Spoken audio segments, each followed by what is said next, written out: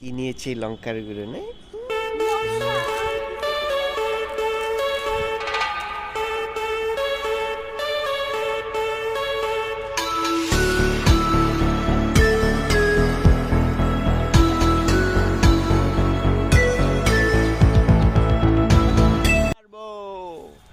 দেখুন কত বড়ই আমরা এখন বড়ই খাবো আমার বোন লবণ নিয়ে চলে এসেছে আমরা বড়ই পারলাম বড়ই এখন লবণ দিয়ে খাবো কি খাচ্ছিস তুই খুব স্বাদ খুব স্বাদ কি কুল আমরা বড়ই পারছিলাম বড়ই পারতে পারতে সব